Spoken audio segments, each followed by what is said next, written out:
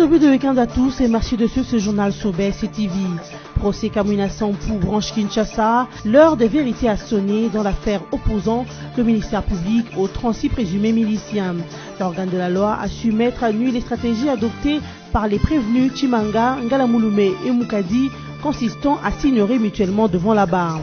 Grâce au relevé téléphonique, il a été démontré leur contact pendant la commission des faits, chose que la défense continue à nier en bloc. Et puis, Joseph Olengankoy appelle le gouvernement congolais au respect de sa parole sur le rapatriement de la dépouille d'Etienne Tshisekedi. Le président du CNSA l'a dit à l'ouverture de la tripartite CNSA-CENI gouvernement qui se tient jusqu'à dimanche 8 juillet 2018. Le protocole d'accord signé en avril dernier entre le gouvernement congolais et la famille Tshisekedi prévoyait le retour de la dépouille avant la célébration du 30 juin 2018. Pas d'édition foraine cette année 2018 à la Foire internationale de Kinshasa. Plutôt, le début des travaux de réhabilitation annoncés en 2017 par son administrateur Eugène Bokopolo. Déjà, plusieurs occupants ont été déguerpis de la FIKIN pour la réalisation des travaux annoncés pour sous peu par le ministre du Commerce extérieur. L'heure de vérité a sonné dans l'affaire qui oppose le ministère public aux 36 présumés miliciens du mouvement terroriste Kamwina Sampou, branche de Kinshasa. Lors de l'audience de ce jeudi 5 juillet à la prison d'Ondolo, les relevés téléphoniques analysés par l'organe de la loi ont fait une abondante communication entre les prévenus Ben Chimanga, Eric Ngalamouloumé et Christian Moukadi. Ces relevés téléphoniques ont mis à nu les stratégies adoptées par les prévenus depuis le début de l'instruction de cette affaire, consistant à s'ignorer mutuellement devant la barre. Lors des analyses de données enregistrées près la société de téléphonie Vodacom Congo du mois de juin et juillet 2017, le ministère public a démontré noir sur blanc que les prévenus Ben Chimanga, Eric Ngalamouloumé et Christian Moukadi ont abondamment été en communication pendant la période de commission des faits. Signalant cependant que, malgré cette projection, les prévenus ont tout nié de ces analyses, criant au montage du ministère public. Pour clouer davantage la défense, l'organe de la loi a exhibé le téléphone de Ben Chimanga, saisi lors de son arrestation en 2017, portant dans le répertoire le numéro de Christian Moukadi qu'il a semblé ignorer devant la barre. Malgré ces preuves, la défense, elle, campe sur sa négation. Pas d'impunité sur le maître de 2 experts de l'Organisation des Nations Unies, a déclaré la ministre des Droits humains, Marie-Ange Moshebekwa, lors de la 38e session du Conseil des droits de l'homme à Genève en Suisse. Cependant, elle a rassuré les conseils des droits de l'homme sur la volonté du gouvernement congolais de sanctionner tous les coupables ayant participé au meurtre de 2 experts de l'ONU, Michael Chab et Zaïda Katlan, tués au mois de mars 2017 dans la région du Kasaï. La ministre des Droits humains a également précisé que la situation des droits de l'homme dans la province du Kasaï reste moins préoccupante qu'il y a 9 mois. Les violences ont sensiblement baissé, l'État congolais a pris l'engagement de poursuivre les processus de réconciliation à travers la sensibilisation des populations locales, mais également de poursuivre les enquêtes effectives sur les dossiers de ces doubles meurtres des experts onusiens. Ainsi, les experts engagés dans les enquêtes des 2 experts onusiens et leurs accompagnateurs congolais recommandent de renforcer le mandat et les ressources de l'équipe des Nations Unies chargée d'aider la justice militaire congolaise afin que le responsable de ces crimes soient traduits en justice. À l'issue de plusieurs investigations sur le lieu de crime, certains suspects ont été mis aux arrêts et sont détenus à la prison centrale de Kananga ainsi que celle de Kinshasa. Au reste, la ministre Marie-Ange Moshebekwa affirme qu'avec le soutien de la MONUSCO, le gouvernement congolais arrivera à mettre la main sur les auteurs de ce crime. La Commission électorale nationale indépendante CENI a lancé depuis le jeudi 5 juillet 2018 l'opération de délivrance des duplicata des cartes d'électeurs. À l'intention de personnes ayant perdu leur carte, cette opération démarre effectivement ce vendredi 6 juillet 2018 à Kinshasa.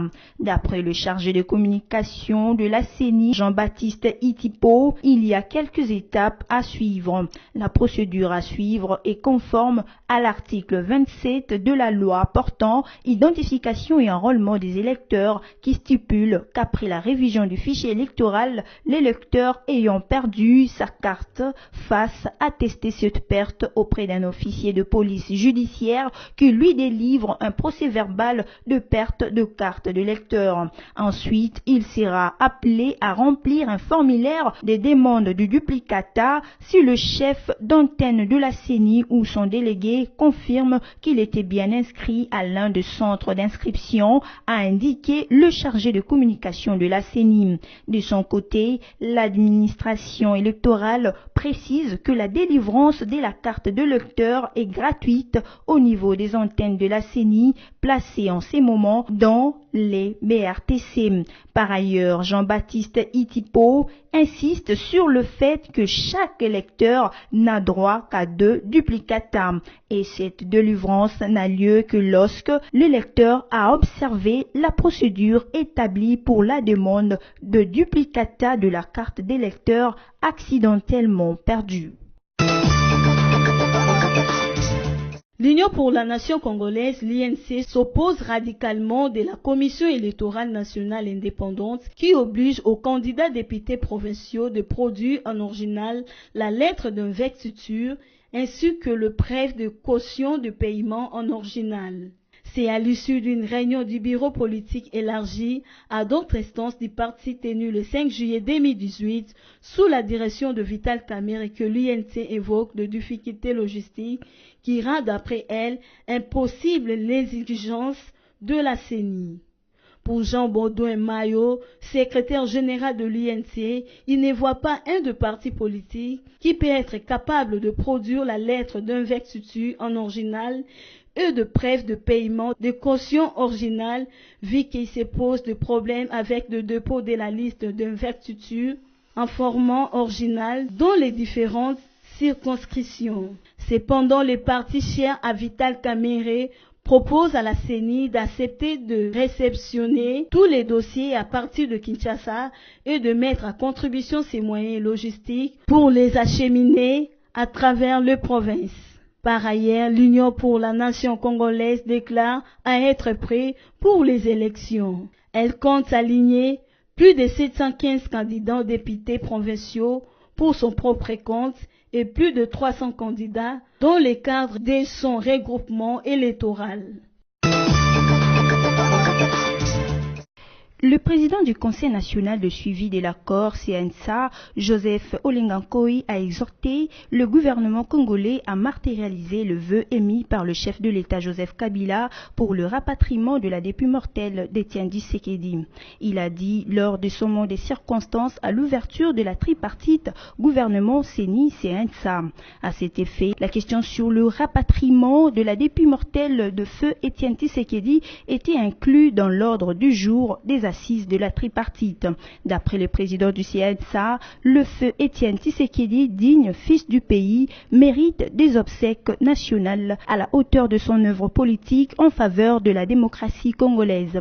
Pour rappel, les autorités congolaises et la famille de l'ancien leader de l'UDPS ont signé un protocole d'accord le 21 avril dernier pour le rapatriement de la dépouille mortelle d'Étienne Tshisekedi avant la date du 30 juin 2018. Un accord qui stipule entre autres qu'un avion spécial devait être envoyé à Bruxelles pour ramener la dépouille mortelle sur le sol congolais. La foire internationale de Kinshasa, bientôt en réhabilitation. Contrairement aux années antérieures, elle ne connaîtra pas une édition foraine en 2018. Ces installations subiront plutôt des travaux de réhabilitation annoncés depuis l'année 2017 par son administrateur général Eugène Bokopolo. Sous instruction du ministre du Commerce extérieur Jean-Lucien Boussa, les travaux de réhabilitation de la FIKIN vont démarrer d'ici peu.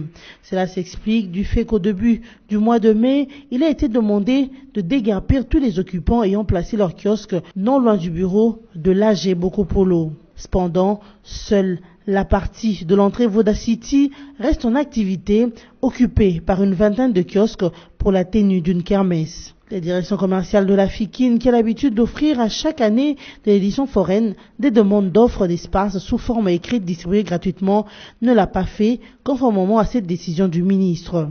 Pour cette réhabilitation de la foire de Kinshasa, les engins et autres matériaux de construction seront installés dans l'enceinte même de la FIKIN.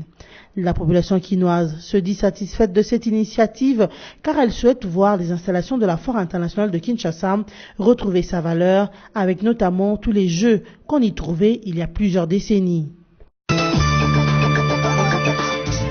La sélection nationale de basketball de la République démocratique du Congo ne prendra pas part à la Coupe du monde de basketball Chine 2019.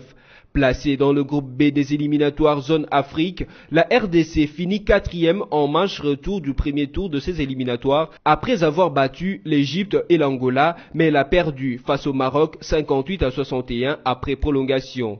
Le second tour de ces éliminatoires verra les 2 premiers de chaque groupe ainsi que le meilleur 3e obtenir leur ticket pour la phase finale de cette Coupe du Monde prévue du 31 août au 15 septembre en Chine en 2019. Rappelons qu'en phase aller de ce premier tour éliminatoire en Angola, la sélection RD congolaise avait perdu tous ses matchs, notamment contre l'Angola, le Maroc et l'Égypte. Contacté par Radio Okapi, André Komichelo, secrétaire général de la Fédération congolaise de basketball FECOBA, refuse l'idée d'attribuer cette élimination aux perturbations survenues avant les débuts de cette compétition, ayant entraîné le changement de l'entraîneur à la veille du tournoi. Mesdames et messieurs, voici les rappels de principaux titres. L'heure de vérité a sonné dans l'affaire opposant le ministère public aux 36 présumés miliciens. L'organe de la loi a su mettre à nu les stratégies adoptées par les prévenus Chimanga, Ngalamouloumé et Moukadi, consistant à s'ignorer mutuellement devant la barre. Grâce au relevé téléphonique, il a été démontré leur contact pendant la commission des faits, chose que la défense continue à nier en bloc. Et puis, Joseph Olengankoy appelle le gouvernement congolais au respect de sa parole sur le rapatriement de la dépouille d'Etienne Tshisekedi. Le président du CNSA l'a dit à l'ouverture de la tripartite CNSA-CENI gouvernement qui se tient jusqu'à dimanche 8 juillet 2018. Le protocole d'accord signé en avril dernier entre le gouvernement congolais et la famille Tshisekedi prévoyait le retour de la dépouille avant la célébration du 30 juin 2018. Pas d'édition foraine cette année 2018 à la Foire internationale de Kinshasa. Plutôt, le début des travaux de réhabilitation annoncés en 2017 par son administrateur et jeune Bokopolo. Déjà, plusieurs occupants ont été déguerpis de la FIKIN pour la réalisation des travaux annoncés pour sous peu par le ministre du Commerce extérieur. Ainsi se termine ce journal. Merci de l'avoir suivi.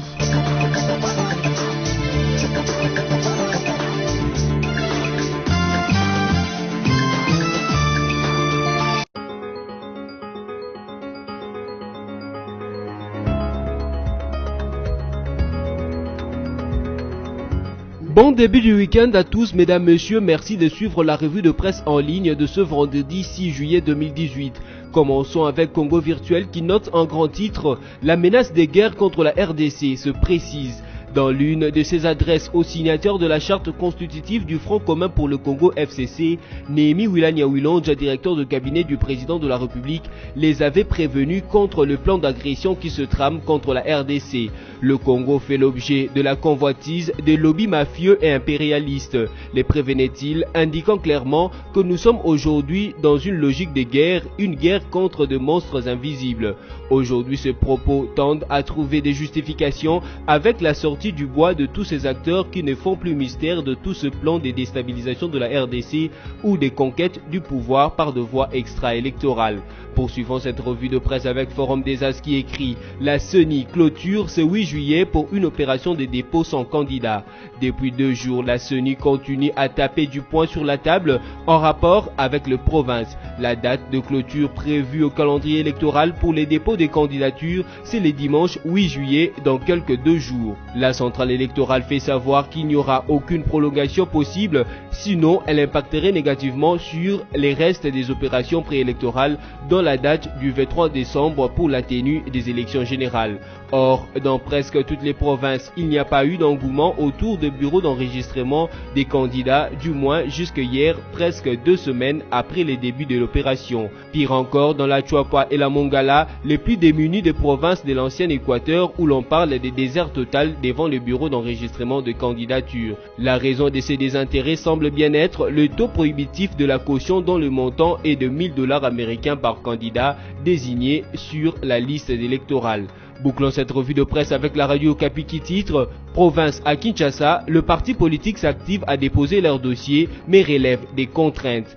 À 2 jours de clôture de dépôt des candidatures pour les législatives provinciales, les partis et regroupements politiques s'activent à déposer leurs dossiers dans les bureaux des réceptions et des traitements de candidatures BRTC.